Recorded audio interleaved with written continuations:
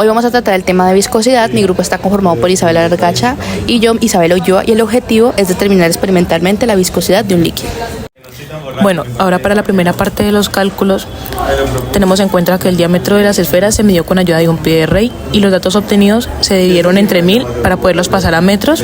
y ya que como sabemos que el radio es la mitad de su diámetro, obtuvimos los resultados evidenciados en la siguiente tabla. Para el volumen tomamos la ecuación que es 4/3 por pi y eso lo multiplicamos por el radio al cubo. Este resultado nos sirve para poder calcular la densidad, la cual es masa sobre volumen.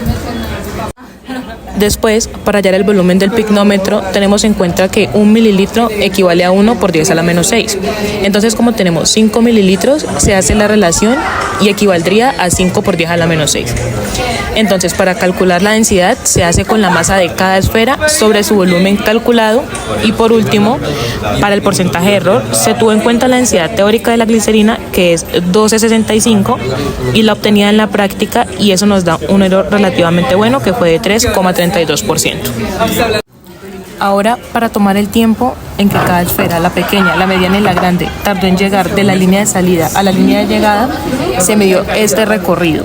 Y también se tomó la distancia de la probeta, que hace referencia a la medida de los 30 a los 250 mililitros de la probeta, y en el laboratorio lo medimos en centímetros, pero hacer la conversión y pasarlos a metros nos da un resultado de 0,22.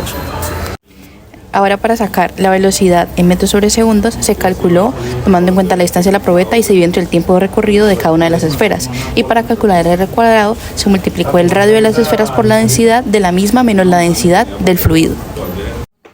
Para esta práctica fue muy importante el método Stokes, el cual se aplica para verificar la viscosidad de los productos, y para ello se tiene en cuenta la siguiente fórmula, en donde PE es la densidad de la esfera en kilogramos sobre metro al cubo y PF es la densidad del fluido en kilogramos sobre metro al cubo. Ahora, al reemplazar en la ecuación con los valores obtenidos anteriormente, tenemos que para la esfera pequeña da un valor de 3.520 CP, para la mediana un valor de 5,410 CP y para la grande un valor de 3,42 CP.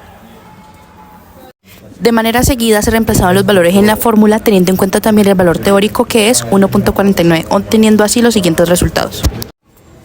Luego se hizo una gráfica donde representamos la velocidad versus el R cuadrado y pudimos obtener un R del 0,123, lo que nos indica que los datos no se ajustaron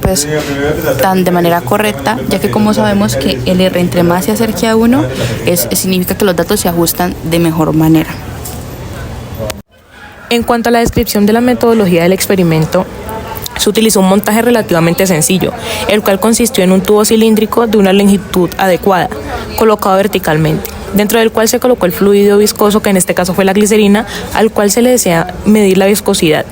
Y luego, usando partículas esféricas de una densidad ligeramente diferente a la del líquido, se usa la fuerza gravitacional o la fuerza de sustentación o flotación para determinar la viscosidad del líquido a través de la medición de la velocidad con que la partícula se desplaza verticalmente en el líquido. En la descripción del sistema tenemos que está descrito mediante un procedimiento para determinar la viscosidad de un líquido utilizando el método Stokes. Se tiene primero la preparación del montaje del viscosímetro, segundo la determinación del volumen y la densidad de las esferas, tercero la determinación de la densidad del líquido,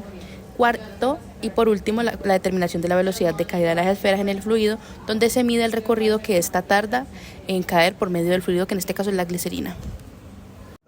Para análisis de resultados se nos generó la pregunta de por qué un porcentaje de error tan alto en cuanto a los resultados. Entonces podemos determinar que la viscosidad real de los materiales pudo haberse afectada significativamente, ya sean por factores como son la velocidad, la temperatura, presión o incluso el tiempo. Este porcentaje de error en la práctica de viscosidad puede ser o considerarse relativamente alto, ya que se dio probablemente por no seguir cuidadosamente las instrucciones para controlar dicha temperatura, humedad, o no utilizar el método de medición adecuado y no realizar los cálculos de manera cuidadosa.